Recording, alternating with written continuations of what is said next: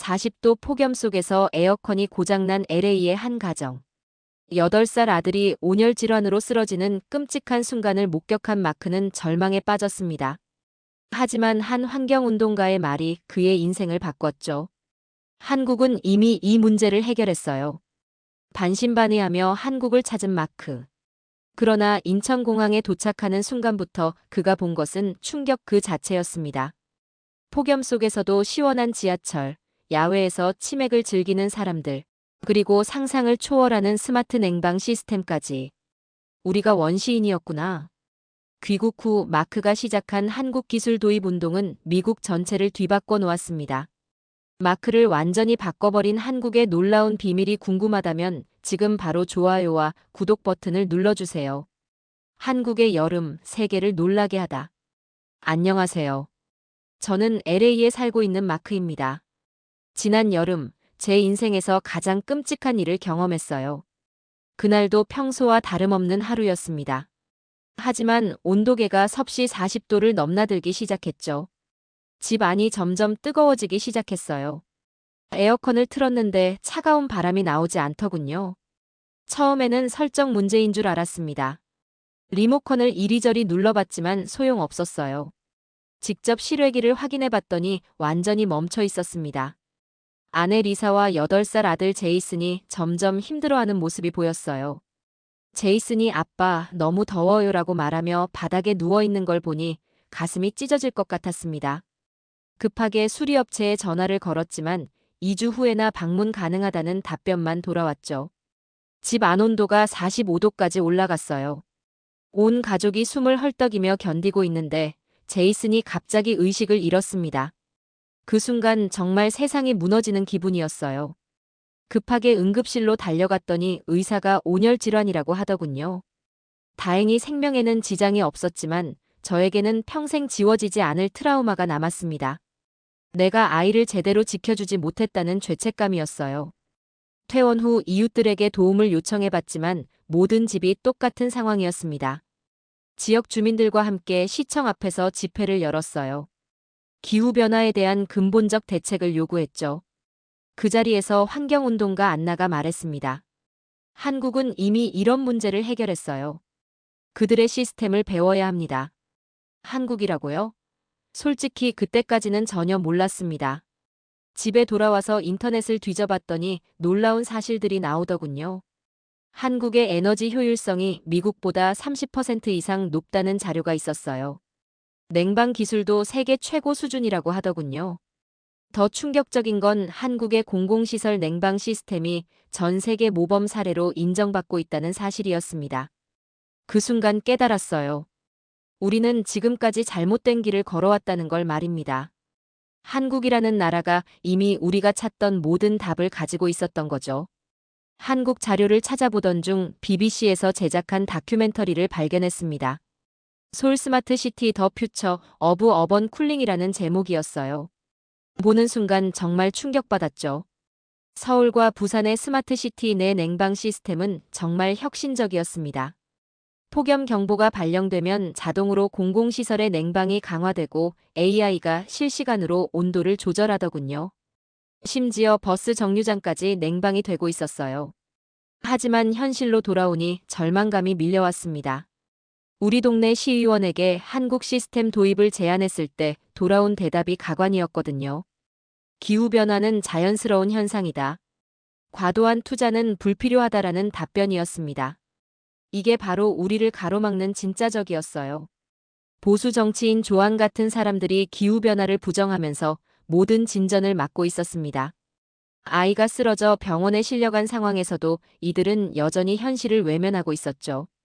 더 화가 났던 건 언론의 태도였습니다.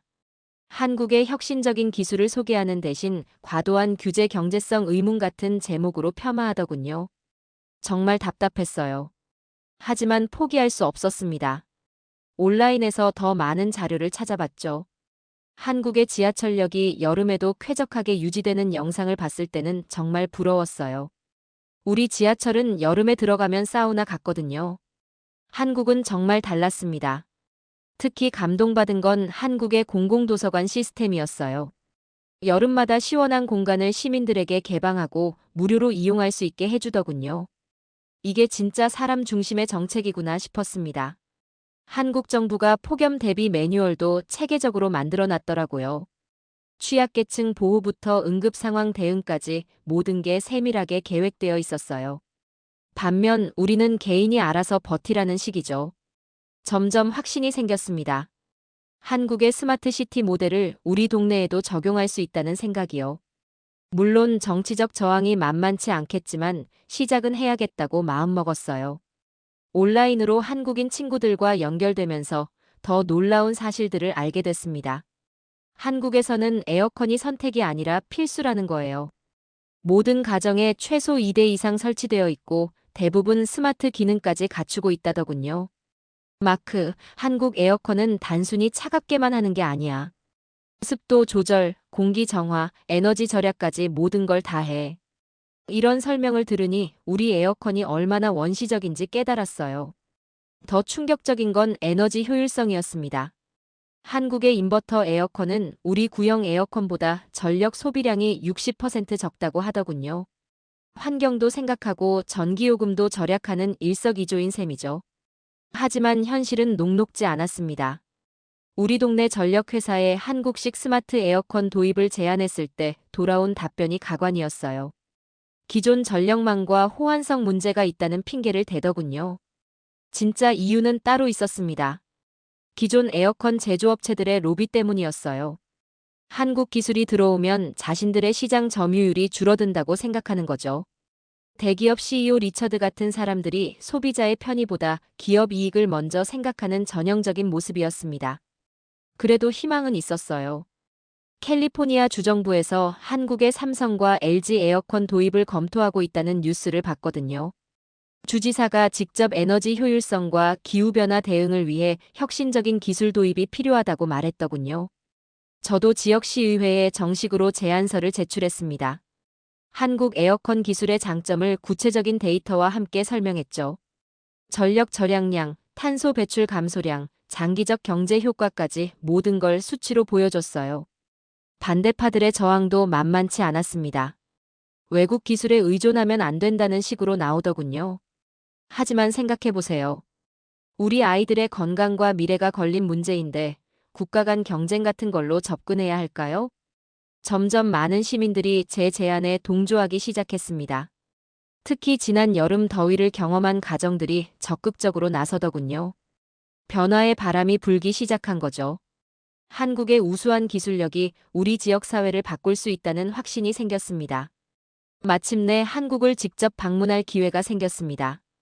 환경 관련 국제 컨퍼런스 참석차 서울에 가게 된 거죠. 공항에서 나오는 순간부터 느꼈어요. 뭔가 완전히 다르다는 걸 말입니다. 첫 번째 목적지는 한강공원이었습니다. 7월의 무더위 속에서도 사람들이 여유롭게 산책하고 있더군요. 곳곳에 설치된 그늘막과 미스트 시설, 심지어 야외용 에어컨까지 있었어요. 이게 바로 시민을 위한 정책이구나 싶었습니다. 가장 놀라웠던 건 지하철역이었어요. LA 지하철은 여름에 들어가면 숨이 막힐 정도로 더운데 서울 지하철은 백화점처럼 시원했거든요. 게다가 환승 구간마다 휴게 공간이 마련되어 있어서 사람들이 편안하게 쉴 수 있었죠. 공공도서관도 인상적이었습니다. 에어컨이 완벽하게 가동되고 있는 건 물론이고 시민들이 자유롭게 이용할 수 있게 개방되어 있더군요. 어린아이부터 노인까지 모든 연령층이 시원한 공간에서 독서와 휴식을 즐기고 있었어요. 미국에서는 도서관도 예산 부족으로 냉방을 제한하는 경우가 많은데 혼자 중얼거리며 부러워했죠. 한국의 공공시설이 얼마나 시민 친화적인지 실감했습니다. 한강에서 만난 시민이 말했어요. 여름에도 밖에서 활동할 수 있어서 좋아요. 시가 여러 시설을 잘 만들어놔서 더위 걱정 없이 운동도 하고 친구들과 만나기도 하죠. 정말 부러웠습니다. 우리 LA에서는 여름에 야외 활동한다는 건 거의 자살 행위나 다름없거든요. 하지만 한국 사람들은 폭염 속에서도 일상생활을 평범하게 이어가고 있었어요. 버스 정류장에도 에어컨이 설치되어 있는 걸 보고 정말 감탄했습니다. 작은 것 하나까지 시민의 편의를 생각하는 모습이었어요. 반면 우리는 정류장에서 버스를 기다리다가 열사병에 걸릴 뻔한 적이 한두 번이 아니죠. 한국의 여름 문화를 직접 체험하면서 깨달았습니다. 기후변화에 맞서는 건 단순히 기술의 문제가 아니라 사회 시스템 전체의 문제라는 걸 말이에요. 한국은 이미 그 답을 찾아가고 있었습니다. 서울에서의 마지막 밤, 현지 친구들이 한강에서 치맥을 하자고 제안했습니다. 처음 들어보는 단어였어요. 치킨과 맥주의 줄임말이야라고 설명해 주더군요. 솔직히 의아했습니다. 이 더운 날씨에 야외에서 뜨거운 치킨을 먹는다고요? 미국이었다면 상상도 못할 일이죠. 하지만 막상 가보니 완전히 다른 세계였어요. 한강 치맥존에는 대형 그늘막이 설치되어 있고 시원한 바람이 계속 불어오더군요. 야외 냉각 시설까지 가동되고 있어서 한여름 밤인데도 쾌적했어요.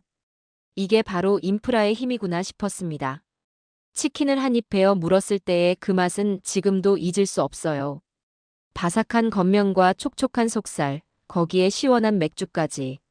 폭염 속에서도 이런 여유를 즐길 수 있다니 정말 놀라웠습니다. 마크, 한국 사람들은 여름을 피하지 않아요.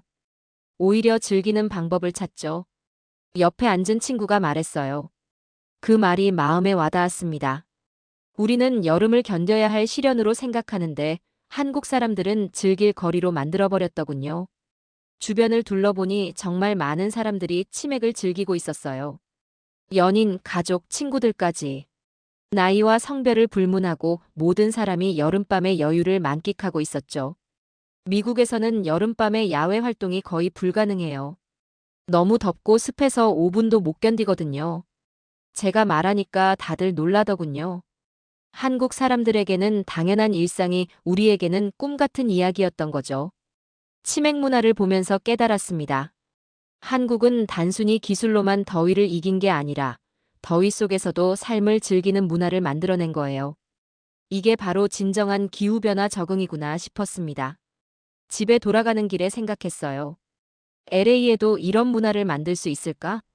기술적인 인프라도 중요하지만 사람들의 의식과 문화가 바뀌어야 가능한 일이겠죠. 한국이 보여준 삶의 지혜를 우리도 배워야겠다고 다짐했습니다. 한국전력공사를 방문했을 때 정말 충격받았습니다. 스마트 그리드 시스템이 실시간으로 전국의 전력 상황을 모니터링하고 있더군요. AI가 날씨 예보를 분석해서 전력 수요를 미리 예측하고 자동으로 공급량을 조절하는 모습은 정말 미래적이었어요. 한국의 스마트 시티 전문가 수진이 설명해줬습니다. 여름철 전력 피크 시간대에도 정전 없이 안정적으로 공급할 수 있어요. 우리 시스템의 핵심은 예측과 대응이거든요. 더 놀라운 건 에너지 효율성이었어요. 한국의 전력 손실률이 미국보다 40% 낮다는 자료를 봤을 때는 정말 감탄했습니다. 똑같은 전력으로 훨씬 많은 일을 할 수 있다는 뜻이거든요. 재생에너지 비율도 인상적이었습니다. 태양광과 풍력 발전이 전체 전력의 상당 부분을 차지하고 있더군요. 게다가 ESS 에너지 저장 시스템까지 완비해서 전력 공급의 안정성을 높이고 있었어요. 한국을 떠나면서 확신했습니다. 이 나라는 정말 에너지 혁명을 이뤄냈다는 걸 말이에요. 기술력과 정책이 완벽하게 결합된 결과였죠.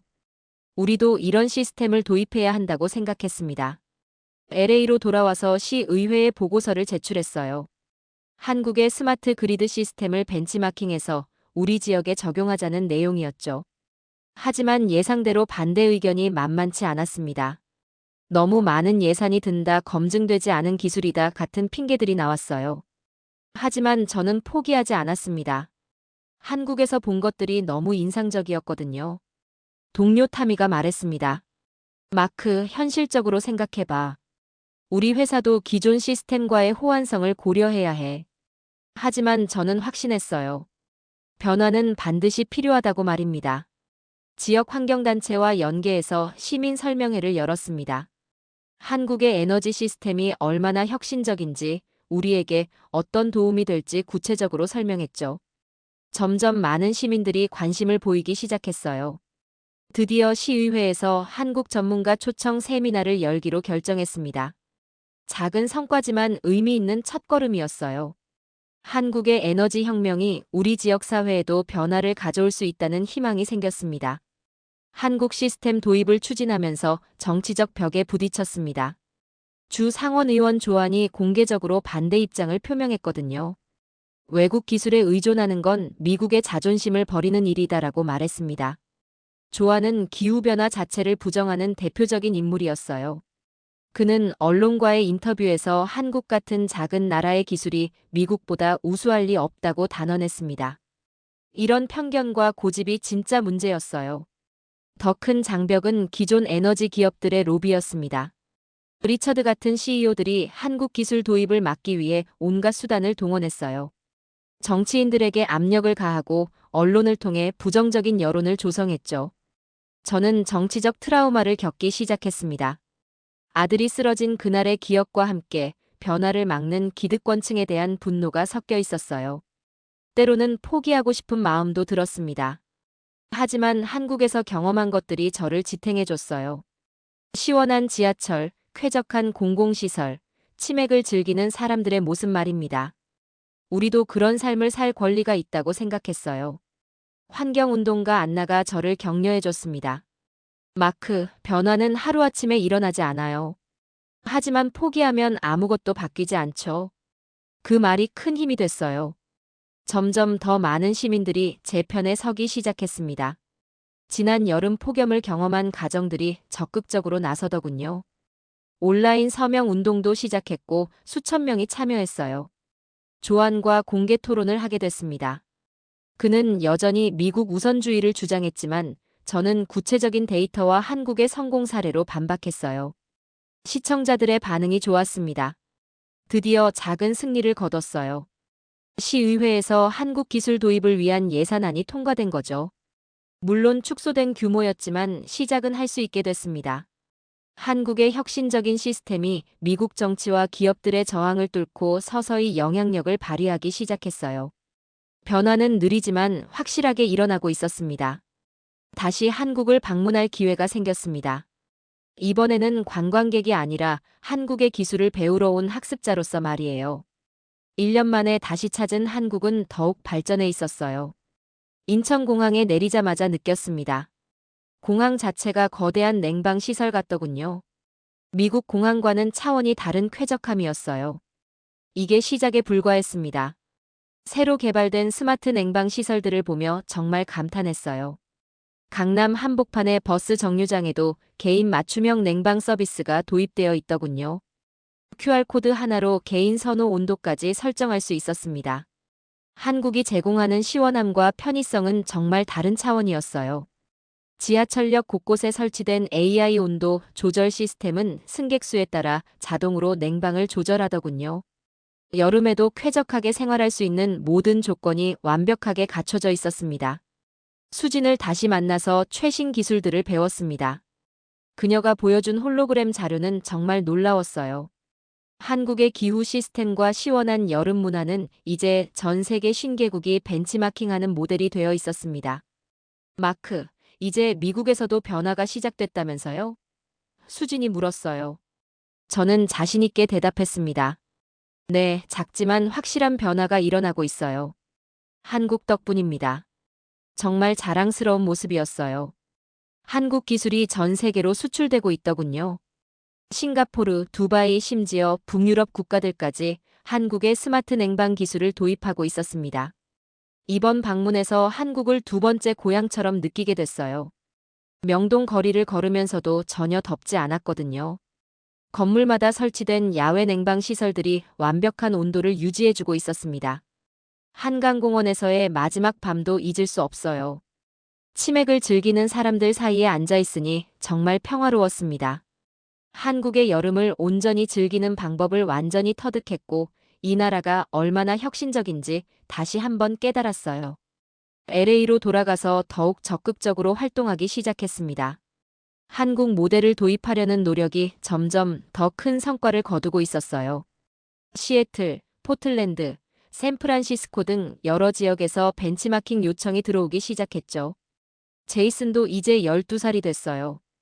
그 아이가 다시는 온열 질환으로 고생하지 않도록 하는 게 제 목표였습니다. 우리 집에도 드디어 한국산 스마트 에어컨이 설치됐거든요. 한국의 기술과 문화가 우리 아이들에게 더 나은 미래를 선물해 줄 거라고 확신합니다. 이제 저는 한국과 미국의 문화를 잇는 다리 역할을 하고 있어요. 매달 강연회를 열어서 한국의 여름 문화와 기술을 배우며 느낀 감동을 미국 전역에 알리고 있습니다. 한국의 여름은 이제 전 세계인의 문화적 자부심이 되었어요. 폭염을 이기는 기술과 문화를 동시에 발전시킨 나라. 그게 바로 한국입니다. 저는 그 한국의 지혜를 배워서 우리 아이들에게 더 나은 세상을 만들어주고 싶어요. 마지막으로 말씀드리고 싶은 건 한국이 정말 여름의 천국이라는 사실입니다. 기술과 문화, 그리고 사람을 생각하는 마음이 완벽하게 조화를 이룬 나라죠. 이제 전 세계가 한국의 여름을 배우고 있어요. 저 마크의 이야기가 여러분에게도 희망이 되었으면 좋겠습니다. 변화는 가능하고 한국이 그 길을 보여주고 있으니까요.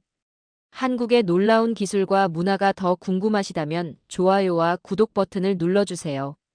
더 많은 한국의 혁신 이야기를 들려드리겠습니다. 감사합니다.